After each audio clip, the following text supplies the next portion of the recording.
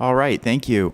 We will reconvene this meeting of Senate Finance, and we will, the only item we're going to have is a work session on Senate Bill 420. And Mr. Thorley, if you could walk us through the fiscal impacts of Senate Bill 420.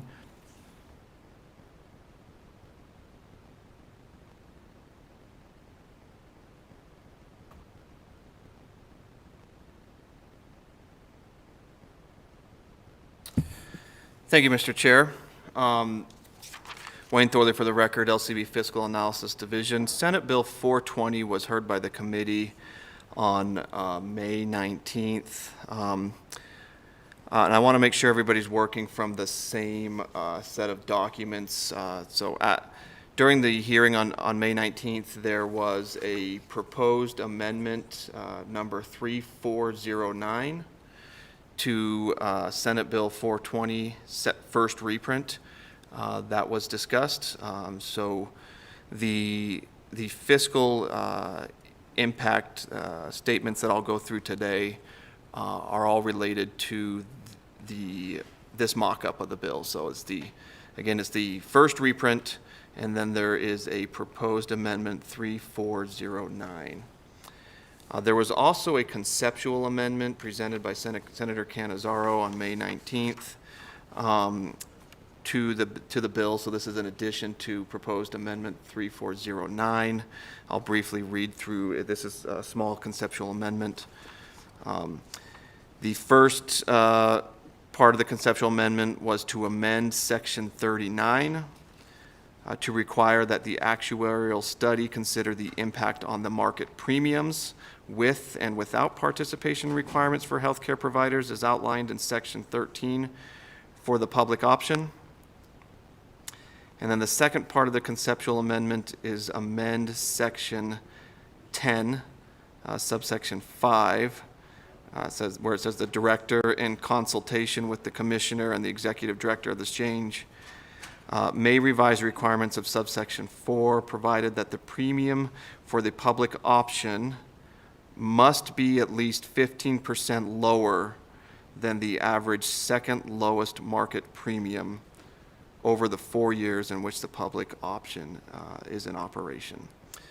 So again, that conceptual amendment was provided to the committee members on Wednesday on the 19th, and those are the two changes to Section 39. To add the language about the impact on the market premiums, and then Section 10, subsection 5, to add the language that the premium for the public option must be at least 15% lower than the average second lowest market premium over the first 4 years in which the public option is in operation. The Fiscal Analysis Division has received updated fiscal notes. These are not available on Nellis under the Fiscal Note tab. Instead, they are available on Nellis under the exhibits for today's meeting if you would like to pull those up. So again, you won't find these as, you'll find one of them as an unsolicited fiscal note from the Division of Welfare and Supportive Services. However, the updated fiscal notes from the Silver State Health Insurance Exchange and from the Division of Healthcare Financing and Policy are attached as exhibits.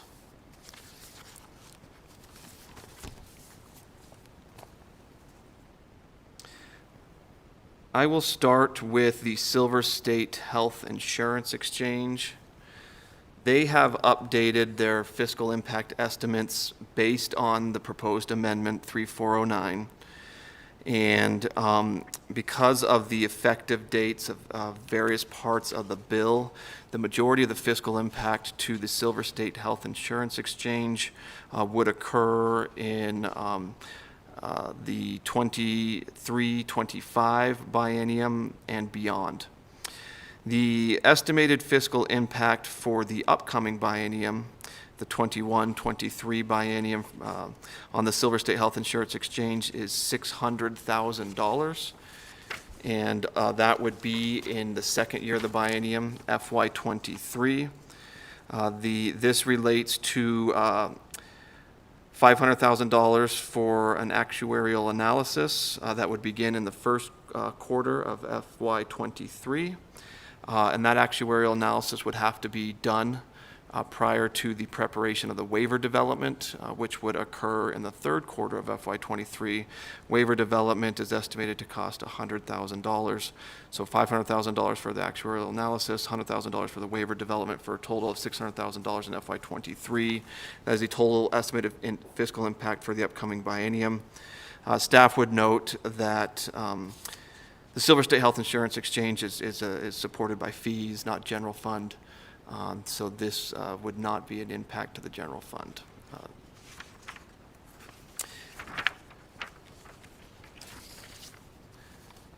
And I'm not certain if anybody from the Silver State Health Insurance Exchange is available on the Zoom, Mr. Chair. If you would like to ask them any questions, I'm also available to answer questions.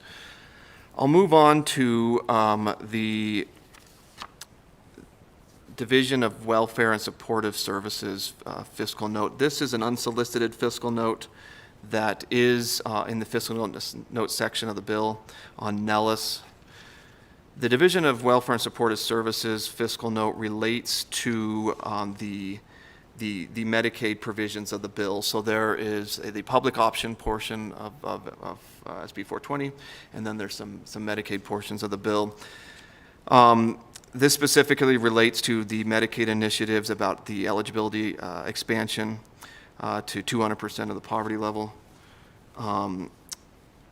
and for pregnant women, and presumptive eligibility for pregnant women. The Division of Welfare and Supportive Services estimates that it will cost money to make changes to their system. To account for these changes to the eligibility, the Medicaid program. It would be covered 90% federal funds and then 10% general fund matching. The total cost is $1.7 million. The 10% general fund matching cost would be $167,850. Again, so it's a 90-10 match. So the general fund impact would be $167,850. Lastly, the Fiscal Analysis Division has received updated fiscal note from the Division of Healthcare Financing and Policy, based again on the mock-up proposed amendment 3409. And there are representatives from Medicaid on the call that can go through, if you'd like, Mr. Chair, some of the assumptions they made to go into their analysis.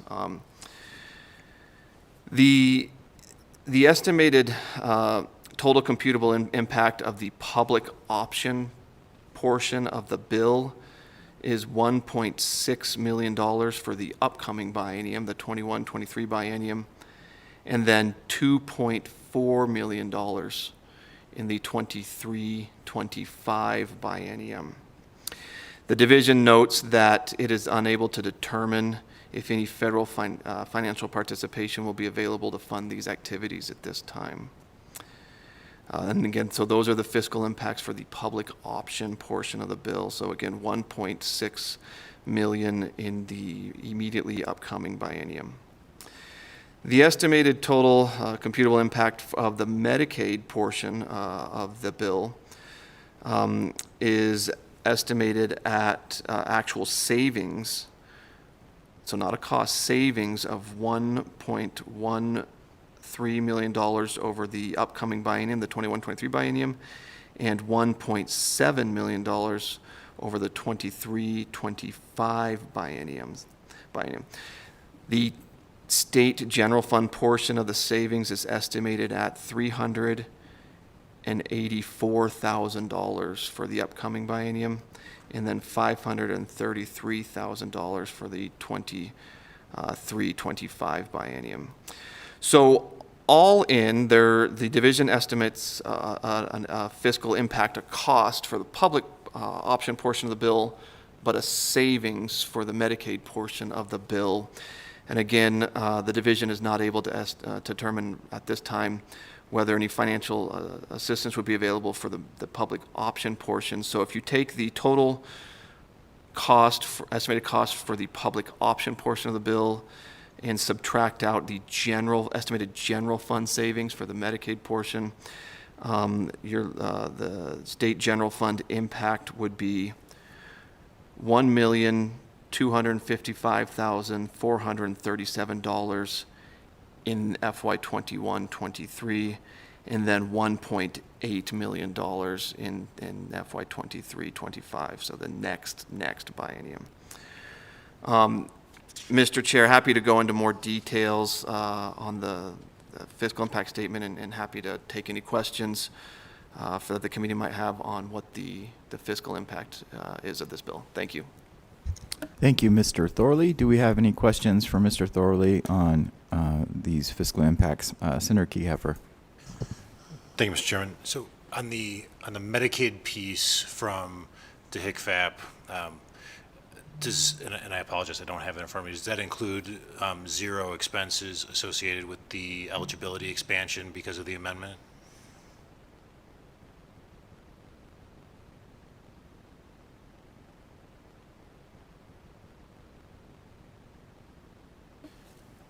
Mr. Chair, would you like me to answer that, or do you want that directed to the agency? I think it's directed to the agency. Okay. Hey, good afternoon. Suzanne Bierman, the administrator for the Division of Healthcare Financing and Policy. The division did remove all of the eligibility-related costs, except for the eligibility expansion for lawfully residing pregnant women. And that was based on the others having language making the expansions of presumptive eligibility and up to 200% federal poverty level contingent upon available funding, but the lawfully residing pregnant women expansion did not include that same language. Thank you for that. And then if I may, Mr. Chairman, my second question is for the exchange, or related to the exchange. So the exchange is funded by a percentage of the premiums of plans purchased on the exchange, as I recall. So I'm trying to figure out if they're going to fund this through their reserves, and whether there's been any analysis of whether this is an allowable use of this funding, since we're creating something that's sort of outside of the exchange. It's not necessarily an ACA plan if we're allowed to use those exchange premium revenues to fund something that's outside of that world.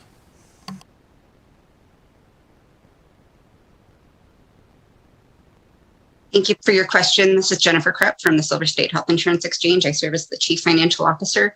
The Silver State Health Insurance Exchange is currently funded and has been funded through an assessment on carrier and premium fees. Currently, for plan year 2021, our carrier premium fee assessment is 3.05% of all premiums collected from plans sold on the exchange. There has not been an analysis conducted at this point to determine if there would be any legal implications as to whether or not we would be able to use the carrier premium fees that we are funded through to conduct these actuarial studies. So, thank you for that. So do you have excess reserves that you would be able to use to fund the study, or would you have to increase your rate on premiums?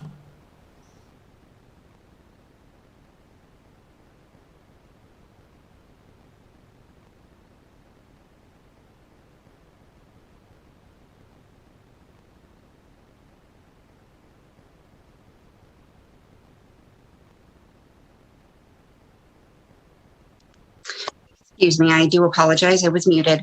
At this point, a couple of options that we could do. We could potentially look at using our reserves to cover the costs of these assessments.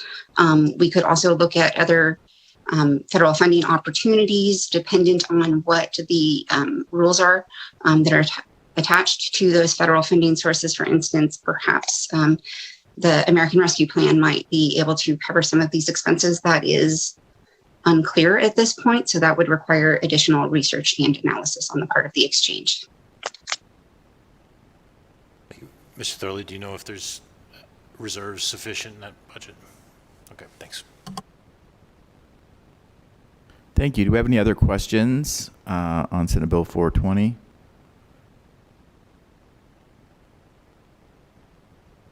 All right. Thank you very much. So if we have no further questions, the motion would be to amend and do pass with the appropriation based on the fiscal impact statements. And Mr. Thorley, do you want to clarify what that would look like? Yes, thank you, Mr. Chair. So the general fund appropriation would be $167,850 to the Division of Welfare and Supportive Services in FY22. The other portion would be $1,255,437 to the Division of Healthcare Financing and Policy for a total general fund appropriation of $1,423,287 for both agencies over the biennium. All right, thank you. So I would take a motion to amend and do pass with general fund appropriations as indicated by fiscal staff. And I have a motion from Senator Dondero Loop and a second from Senator Dennis. Do I have any discussion on the motion? Mr. Chair, just to clarify, does the motion include the proposed amendment mock-up 3409 as well as the conceptual amendment with the two changes that I discussed previously? Yes, sir. Yes. That's the motion that I'm looking for, and it was confirmed by Senator Dondero Loop that that's her motion, and confirmed by Senator Dennis that's his second. Any discussion? Senator Severs-Gansert? Thank you, Chair. I'm not going to support the motion. I think we just need to continue to look at this. I know this is the Finance Committee, but I'm really concerned. I want to make sure everybody gets access to care, but I think this could break the system. I'm worried about the supply side, the way that this is structured, so I'm going to be a no. Thank you. Thank you, Senator. Do we have any other discussion on the motion? All right. All in favor, aye? Aye. All opposed, nay? And so nays are Senator Kieckhofer, Senator Hammond, Senator Severs-Gansert, and Senator Gokachia. And the motion passes with the majority of the members. And I will assign that floor statement to Senator Cannizzaro.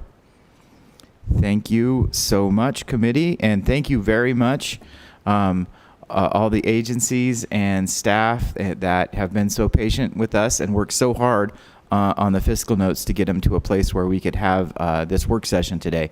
We really appreciate all that you've done today and all week getting up to this moment. And once again, thank everybody in staff for being so flexible and patient with us on this weird last 10 days of session. And with that, since we've already had our public comment period, I will adjourn this meeting for the day. We will be in joint full tomorrow at 8 a.m. No? Call with the chair. Joint full at call with the chair. Oh my goodness. So what day is today? Okay, all right, cool. Tomorrow at 9 a.m. Or call with the chair. Yeah. Oh. So after Judiciary, call with the chair on Saturday, because today's Friday.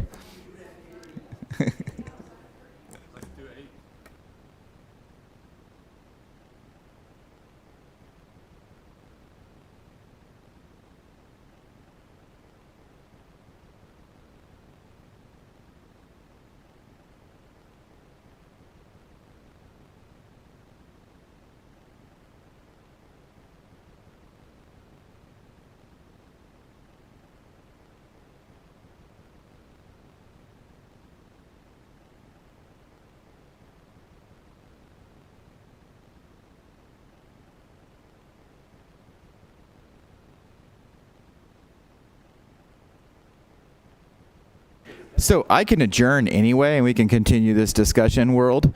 And so I'm adjourning.